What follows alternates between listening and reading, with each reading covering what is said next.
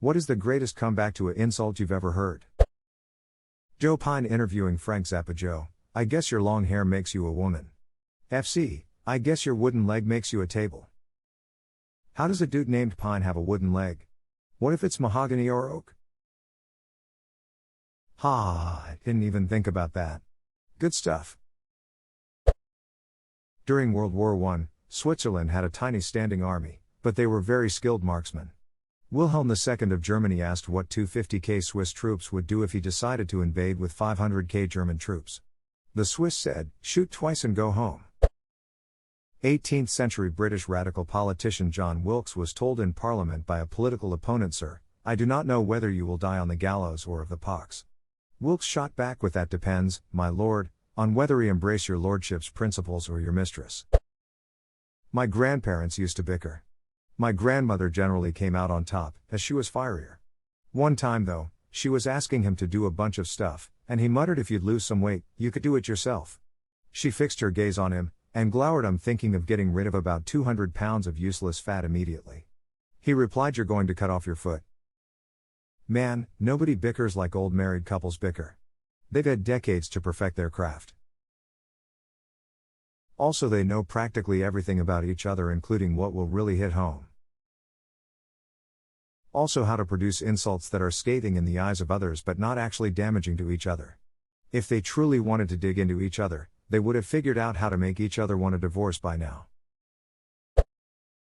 Saw a clip of a stand-up comedian the other day, and he says something along the lines of, "The first time I had sex it was terrible.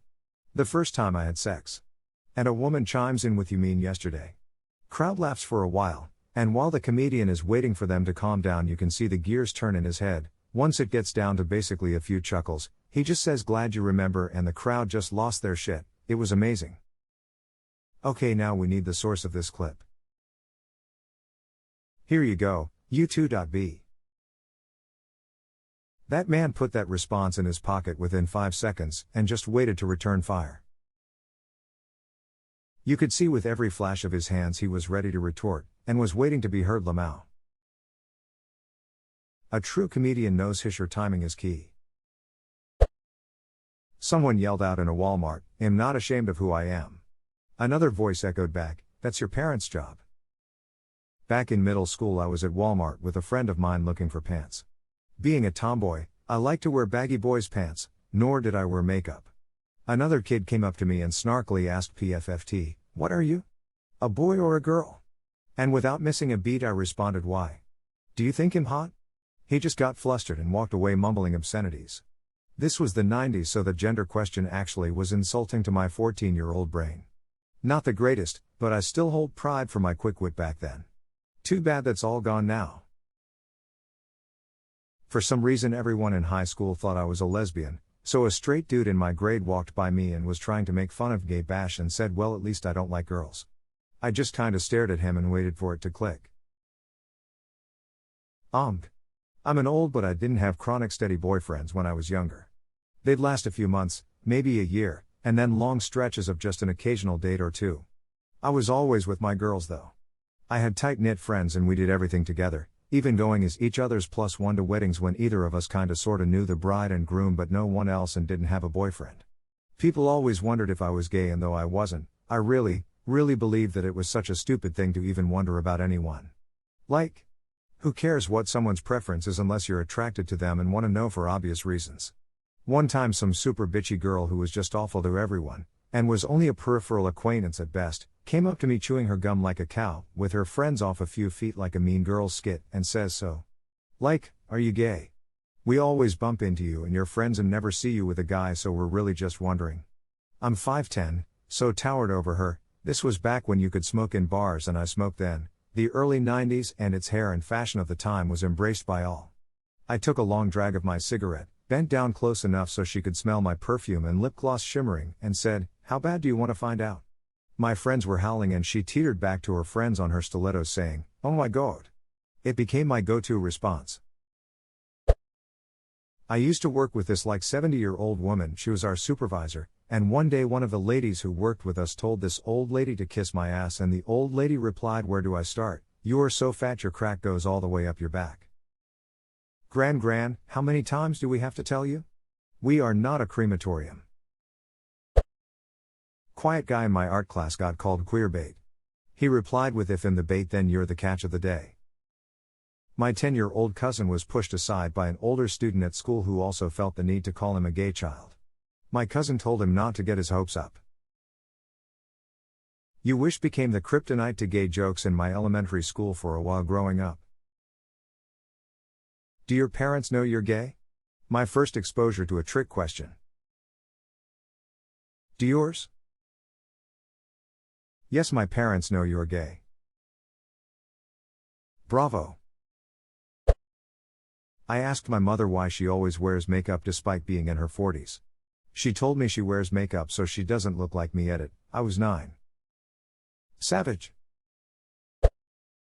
A guy makes fun of his bald friend by rubbing his head and saying, "Wow, your head is as smooth as my wife's bottom." The friend also rubs his head and says, "Wow, you're right." That had to hurt. Winston Churchill, of course.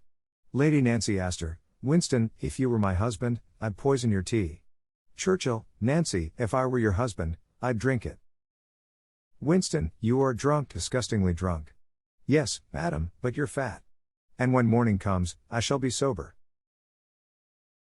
Lamau, I think he said, "Tomorrow I will be sober, but you will still be ugly." One of my coworkers was cold calling customers, trying to get appointments to drum up business.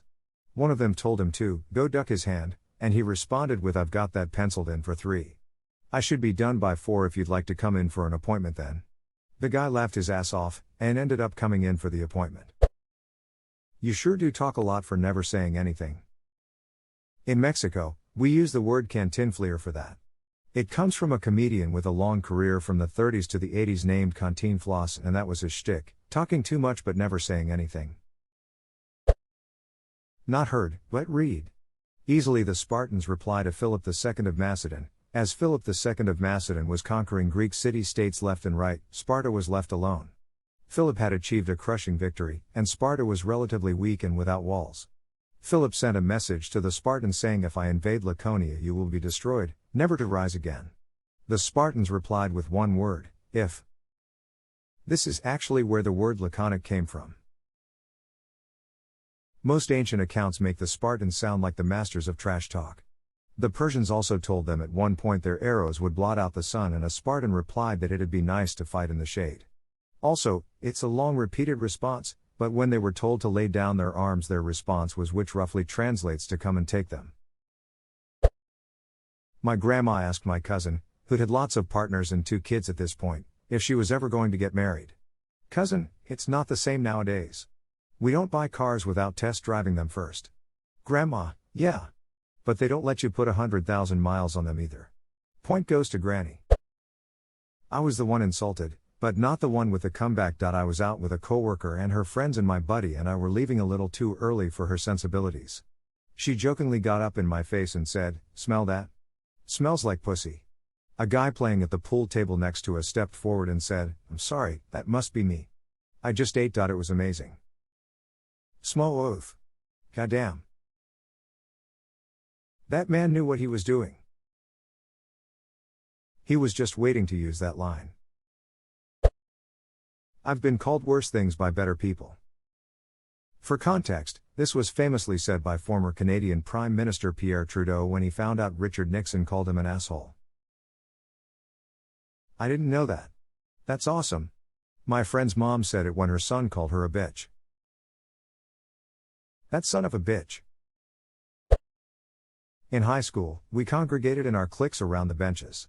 One friend is cracking his knuckles and did this fairly often. Another friend saw this and remarked, "You pop your hands a lot, you must jerk off a lot." The friend that popped his hands immediately looks at him and calmly says, "You pop your jaw a lot, you must suck dick a lot." Weirdly enough, no one laughed, we just all shrugged and took it as a logical explanation. It's been over 20 years and I still think about the logic. Edit, wow, look at those numbers.